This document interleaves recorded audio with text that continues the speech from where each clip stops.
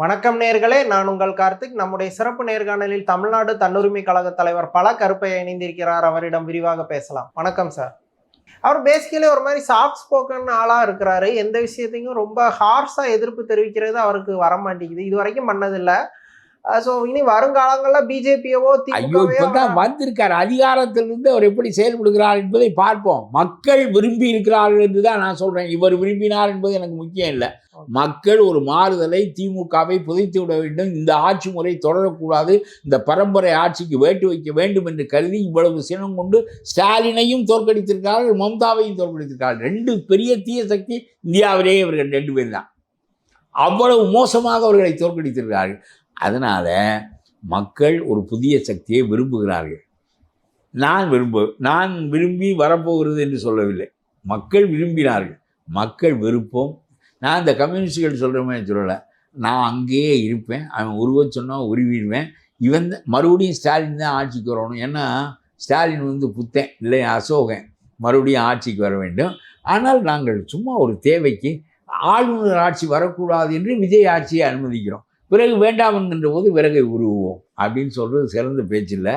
அது சும்மா இந்த 10 பேரும் விஜய் ஸ்டாலினுடைய ஆட்கள் தான், அந்த கூட்டணியில் இருக்கிறவர்கள் தான்.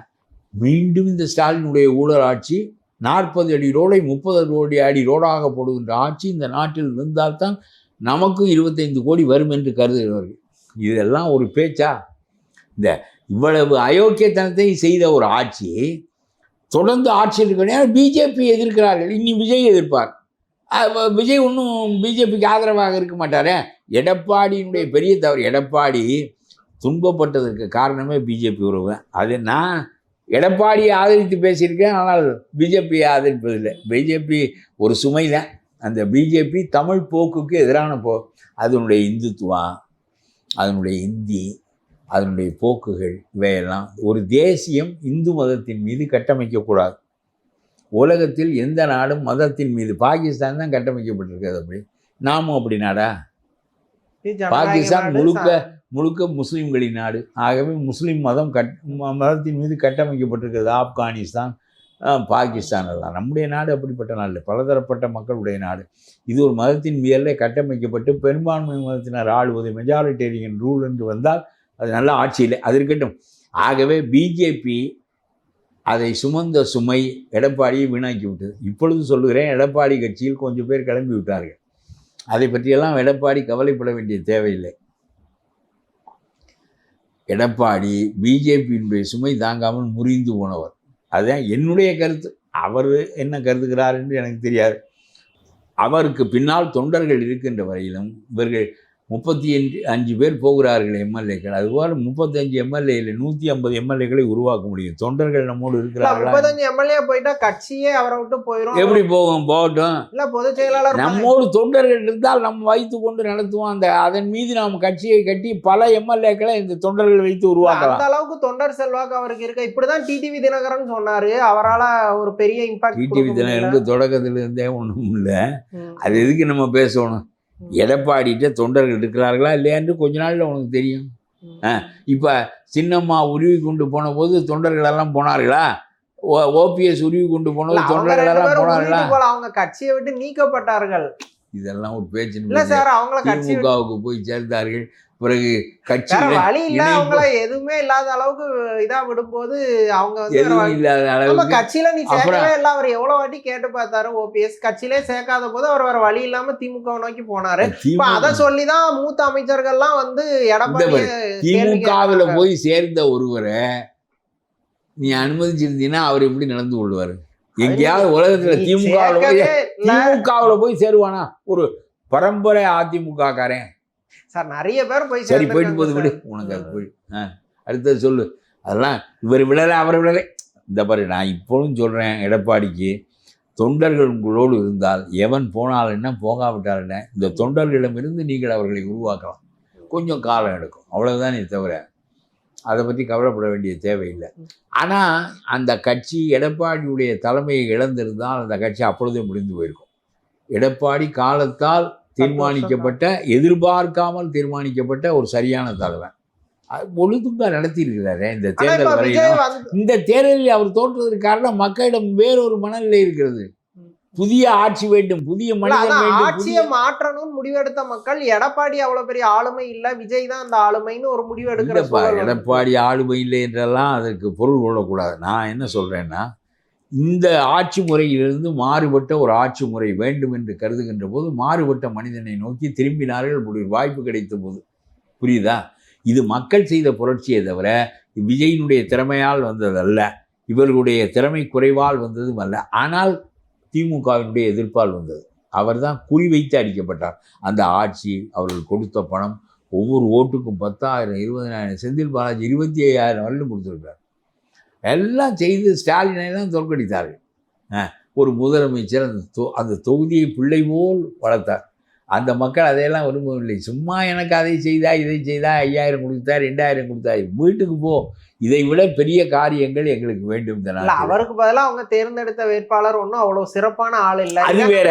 இதை எப்படி நம்ம வந்து மகிழ்ச்சியான ஒரு விஷயமாவோ சரியான ஒவ்வொன்றையும் நிறுத்தலாம் பார்ப்பதற்கு அப்படிதானே பார்க்க முடியாது. மக்கள் ஆட்சி மாற்றம் வேண்டும் என்று கருதுகின்ற போது இவர் நிறுத்தி வைத்திருக்கிற ஆள்கள் எல்லாம் இவருக்கே தெரியாது. அப்படிலாம் நிறுத்தி பார்த்து ஓட்டு போட முடியாது. மக்கள் அடித்து முதலில் யார் வேண்டாம் என்று who is to be removed from power என்றுதான் கருதுவார்கள். ஸ்டாலின் should be ரிமூவ் செய்தார்கள். அவ்வளோதான். வெளியேற்றினார்கள். அவ்வளோதான். அதுதான் அப்படிதான் கருத முடியும். நீ இப்படி ஒன்னொன்னுக்கும் கேட்டுக்கினே இருந்தீங்கன்னா சும்மா கேட்டுக்கினே. சரி, அப்போ இப்போ கடைசி இப்போ விஜய் சொன்ன மாதிரி தமிழ்நாடு அரசியல் களம் டிவிகே வெஸ் டிஎம்கேன்னு மாறிடுச்சா, அதிமுகக்கு இடம் இல்லாம போயிடுச்சா? நீங்க எப்படி பாக்குறீங்க? இடம் இல்லாம போகுதுன்னு நினைக்கல, மறுபடியும் செயல்பட்டு இடத்தை உண்டாக்கிக்கலாம். எந்த இடத்தை அவங்களால ரீப்ளேஸ் என்ன? இப்ப திமுக என்ன இடம் இருக்கு? திமுக வெறுப்பினுடைய அடிப்படையில் ஒதுக்கப்பட்ட நிலையில இருக்கிறது. என்ன பெரிய அதிமுக மீது எந்த வெறுப்பும் இல்லை.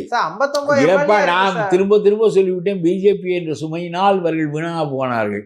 அதனால திமுக வெறுப்பின் அடிப்படையில் தோற்கடிக்கப்பட்ட கட்சி மம்தா கட்சி போல. அது அதிமுக எந்த வெறுப்பு அடிப்படையிலும் இல்லை. அவர்கள் ஒரு புதிய சோதனைக்கு ஆட்பட்ட போது எடப்பாடியை சேர்த்து தள்ளிவிட்டார்கள். அவ்வளவுதான். இதை தவிர அதில் ஒன்றும் தப்பிக்க முடியாது. ஆனா இப்ப டிஎம்கேவோட தலைமை யாரும் சேலஞ்ச் பண்ணல. எல்லாரும் ஸ்டாலின் கீழே இருக்கிறாங்க. ஈவன் கூட்டணி கட்சிகள் கூட நாங்க ஸ்டாலின் கூட இருப்போம்னு உறுதியா சொல்றாங்க. அது 40 திருடர்களும் 39 பேரும் ஒற்றுமையா இருப்பேன். சரி, ஓகே. அப்ப எடப்பாடியோட தலைமையை சேலஞ்ச் பண்றாங்களா? அப்ப அதிமுகவோட எதிர்காலம் தான் கேள்வி. எல்லா தலைமைகளும் சேலஞ்ச் ஆகட்டும். தொண்டை உன்னோட இருந்தா மறுபடியும் அந்த கட்சியை கட்டி கொள்ளலாம். வெஸ்டட் இன்ட்ரெஸ்ட் எல்லா கட்சிகள்லையும் இருப்பார்கள். அவர்களுடைய சொந்த நோக்கம் காரணமாக அவர்கள் அதை அறைகூவல் விடுப்பார்கள். பிறகு அறிவார்கள். நான் என்ன சொல்கிறேன்னா, ஒரு கட்சியினுடைய கட்டுமானம், அடித்தள கட்டுமானம் தொண்டர்கள் தான். தொண்டர்கள் எடப்பாடி சொன்ன டயலாக் மாதிரி இருக்கு. ஓபிஎஸ் தான் இந்த வார்த்தையை சொல்லிட்டே, தொண்டர்களே இல்லாத அவர் சொல்றது நான் சொல்றது ஒண்ணா? இப்ப இந்த தொண்டர்களை வைத்து எம்எல்ஏ உருவாக்க முடியும். அதனால அதெல்லாம் முக்கியம் இல்லை. மறுபடியும் ஒரு வெறுப்புக்கு ஆட்படாத கட்சி தன் போக்கில் கட்சியை வளர்க்க முடியும், மாற்று கட்சியாக உருவாக முடியும். எடப்பாடி உருவாவது என்பது இயல்பான ஒரு ரொம்ப குரிவல்ட்டி என்று சொல்வார்கள். அந்த கொடூரத்தன்மை திமுகவுக்கு உள்ளது போல் இவர்களுக்கு கிடையாது. அதனால திமுக மறுபடியும் என்ன நிலைக்கு ஆளாகிறது என்று மக்களிடமிருந்து, இந்த வெறுப்பிலிருந்து அது விடுபடுவதற்கு வெகுகாலம் ஆகும். மறக்கடிக்கப்பட்டு விடுவார்கள். இந்த மறுபடியும் மகனை கொண்டு போய் எதிர்கட்சி தலைவராகிறாரே KN நேரு, எவ்வளவு சீனியர் மேன். என்ன தெரியும் உதயநிதிக்கு? இல்ல, அந்த கட்சியில யாருமே எதிர்கேள்வி கேட்கல. எல்லாரும் அதேதான். எதிர்கேள்வி கேட்காத அளவுக்கு கொத்தடிமைகளாக வைத்திருக்கின்ற கட்சி அது. எல்லாருக்கும் பங்கு ஒழுங்காக போகிறது, எவனுக்கு பங்கு போகும்? அதிமுக சட்டமன்ற குழு தலைவர் கூட்டணி கட்சிகளுக்கு எல்லாம் ஒழுங்காக வச்சிருக்காரு. வேற எவனும் வைத்துக் கொள்ள முடியும்? அது ஒரு ஆளுமையில சார். நீங்க அதை எப்படி ஆளுமையா? அதுதான் ஒரு வேற ஆளு. சரி, அப்ப வந்து எடப்பாடிட்ட இல்லையா? அவரால ஏன் கட்டுக்குள்ள வைக்க முடியல? சரி விடு, இது உனக்கு புரியல, விடு. எனக்கு அதை பற்றியெல்லாம் இல்லை. மாறுதல் விரும்பினார்கள், இவர்கள் தள்ளப்பட்டார்கள். இப்பொழுது ஒரு புதிதாக ஆட்சிக்கு வந்திருக்கிறார். அவர் மக்கள் விரும்பியபடி நடத்துவாரே, ஆனால் தொடர்ந்து நடத்தலாம். இல்லை என்றால் இவர்கள் உருவி கொள்ளுகின்ற போது மீண்டும் வலிமை வர முடியாமல் போய்விடும். அவ்வளவுதான். இவர்கள் உருவி கொள்வார்கள், ஆட்சியை 5 ஆண்டுகள் நடத்தவே விட மாட்டார்கள். அதான் என்னோட கேள்வி. இப்போ திமுக வந்து எதிர்கட்சியா இருக்கும்போது ரொம்ப அக்ரெசிவா இருப்பாங்க. சின்ன சின்ன விஷயத்துக்கும் பெரிய அளவுல போராட்டத்தை முன்னெடுப்பாங்க. விஜய் வந்து போதும்பா, நம்பகத்தன்மையை இழந்து விட்டார் ஸ்டாலின். அவர் பேசுவதும் மம்தா பேசுவதும் யார் காதிலும் விழாது என்று நான் சொல்கிறேன். இல்ல அந்த இதை வந்து விஜயால தாக்கு பிடிச்சு நின்ற முடியுமா? ஏன்னா இவங்க நான் என்ன சொன்னேங்கிறதுக்கு அப்புறம் அதே கேள்வியை கேட்கிறேன். இவர்கள் நம்பகத்தன்மையை இழந்து விட்டார்கள். They have lost their credibilities. மம்தாவும் ஸ்டாலினும். ஆகவே இவர்களுடைய குரல் இனிமேல் யாருடைய காதிலும் பாயாது. கட்சி கட்டமைப்பு இருக்குல்ல சார், அப்ப அவங்களால ஒரு பெரிய வெறும் கட்சி கட்டமைப்பு காணாமல் போய்விடும். இல்ல அவங்களால ஒரு பெரிய ஒரு போராட்டம் 5 ஆண்டுகள் எதிர்கட்சியா இருந்தா கட்டமைப்பு காணாமல் போயிடும். பயனில்லை. இந்த மக்களை எப்படி பெருவாரியான மக்கள் பெரிய நுகர்ச்சி சமுதாயம் இது. ஒவ்வொருவனும் அரசியலில் பயன் கருதி இருக்கலாம். புரிகிறதா? அந்த போக்கை மாற்றுகின்ற பொறுப்பு விஜய்க்கு இருக்கிறது. அதாவது பயன் கருதாத அரசியலை நோக்கி இவரால் செலுத்தி வெல்ல முடியும் என்றால் தமிழ்நாட்டினுடைய போக்கே மாறிவிடும். இப்பொழுது பலன் கருதிய போக்கு தான் அரசியலின் போக்கு என்று ஆகியிருக்கிறது. இதை மாற்றுவதற்கு ஒரு முயல வேண்டும். முயன்று மாற்றிவிட்டால் பெரிய அடிப்படை புரட்சி நடக்கும் தமிழ்நாட்டில். பிறகு பழைய காலத்தில் 52 ஆட்சிக்கு சுதந்திரத்திற்கு போராடியவன் எம்எல்ஏ ஆக முடியும் என்பது போல உண்மையானவர்கள் நேர்மையானவர்கள் தான் ஆக முடியும். ஒரு ஆட்சி சுரண்டாமல் நடந்திருக்கிறது என்ற நம்பிக்கையை உருவாக்க வேண்டும் என்று சொல்லுகிறேன். அவர் விரும்புகிறார் என்பது முதல்ல நல்ல அடித்தளம். முதல்ல உனக்கு ஒரு இலக்கு இருக்கிறது. அந்த இலக்கு நல்ல இலக்கு. அந்த இலக்கின்படி நீ உருவாக்கி விட்டால் நாட்டினுடைய வரலாறே தடம் புரண்டு விடும். இல்ல இலக்கு நல்ல இலக்கா இருந்தாலும் நம்ம ஒவ்வொரு அடியும் சரியா எடுத்து வச்சாதான் அந்த இலக்கை நோக்கி போக முடியும். இவர் வந்து அது யாரு இல்லைன்னு சொல்றா? இல்ல சார், அவர் கேண்டிடேட்ஸ் எல்லாம் இப்ப அவர் வந்து அவ்வளவு பெரிய இலக்கு இருந்தா அவர் வந்து வேட்பாளர்கள் இல்லை என்றால் அந்த பாம்புகள் எல்லாம் பல் பிடுங்கப்பட்டு விட்டால் பிறகு அவை பாம்பாக செயல்பட முடியாது, புழுவாகத்தான் செயல்படும். அதனால இவர் பாம்பை வேட்பாளரா வைக்கிறதுக்கு நல்ல என்னப்பா ஒரு தரம் ஒன்றும் தெரியல, ஆள் போதாமை எவனோ வந்து உள்ள நுழைந்து விட்டான், இருக்கட்டும், அவர்களெல்லாம் கட்டுக்குள் வைத்துக்கொள்ள அவரால் முடியும் என்றால் அதெல்லாம் என்ன தீங்கு? கட்டுக்குள் வைத்துக்கொள்ள முடியாது என்றால் தான் தீங்கு. புரிகிறதா உனக்கு? அவன் உள்ள வந்த உடனேயே இவன் ஓட மாட்டான். எப்படி ஓட முடியும்? அவனுக்கு கால் கொஞ்சம் அந்த விரலில் ஒரு விரல் குட்டையாக இருக்குது. இது இப்படியே பேசிக்கொண்டு என்ன செய்வீர்கள்? வந்தவனை அவன் செயல்படுகிறானா இல்லையா என்று பார்ப்பதற்கு அனுமதிக்காமல் இந்த வெட்டி பேச்சே நம்ம அரை மணி நேரமாக உன்னோடு நான் இதுக்கு மல்லு கட்ட வேண்டியிருக்கு. அவன் செயல்படுவதை அறிவதற்கு முன்னாலேயே நீ செயல்பட மாட்டான் என்று சொன்னால் இவன் செயல்பட மாட்டான் என்று நான் என்ன சொல்லணும்னு எதிர்பார்க்கிறேன். இது மாதிரி நான் என்ன சொல்லணும்னு எதிர்பார்க்கிறேன். அப்படி இல்லை, ஒரு ஆளை வேலைக்கு எடுக்கும் போது அவனுக்கு முழு கெப்பாசிட்டி இருக்கான்னு பார்த்து எடுப்போம். இந்த மாதிரி நிறுத்து. மக்கள் தேர்ந்தெடுக்கிறார்கள், மக்கள் தேர்ந்தெடுத்து விட்டார்கள் அந்த வேலைக்காரன் சிறந்தவன் தான் என்று. அதனால் இனிமேல் மக்கள் முடிவு செய்வார்கள். நீ இல்லை, நீயும் நானும் இல்லை, மக்கள் தேர்வு செய்திருக்கிறார்கள். அவன் இன்னும் செயல்பட தொடங்கவில்லை. ஆகவே மக்களுடைய கருத்து நிறைவேறுகிறதா இல்லையா என்று அவன் செயல்பட்ட பிறகு பார்ப்போம். அதுக்கு முன்னாலேயே அவன் படமாட்டான். எனக்கு அவனுக்கு ஒரு விரல் குறைவாக இருக்கிறது, அவனுக்கு நீளமாக இருக்கிறது, அவனுக்கு குட்டையாக இருக்கிறது. ஆகவே நீனாக பேசிக்கொண்டே இருந்து என்ன பண்ணுறது? வெட்டி தொண்டை தண்ணி தான் போகும். அதனால் விடு. மக்கள் தேர்ந்தெடுக்கிறவர்கள் மக்கள். தனக்குரிய வேலைக்காரர்களை அவர்கள் தேர்ந்தெடுக்கிறார்கள். இந்த வேலைக்காரர்கள் தீயர்கள், அயோக்கியர்கள், சுரண்டுகிறவர்கள், நம்முடைய ரத்தத்தை உறிஞ்சுகிறவர்கள் என்று ஸ்டாலின் கூட்டத்தையும் மம்தா கூட்டத்தையும் தள்ளி வைத்திருக்கிறார்கள். ஆகவே செயல்படுவதற்கு கால அவகாசம் கொடு. செயல்படுகிறார்களா என்று பார்ப்போம். செயல்பட முனைந்து இந்த 10 பேரும் இளைஞர் கொடுத்தால் அதற்கு பிறகு அதை சிந்திப்போம். என்ன? அதனால் ஒன்றுமே இல்லாமல் வந்த அன்றே இவன் செயல்பட மாட்டான் என்று சொல்லிக் கொண்டுதான் உனக்கு விடை என்ன நான் சொல்வது? சொல்லு.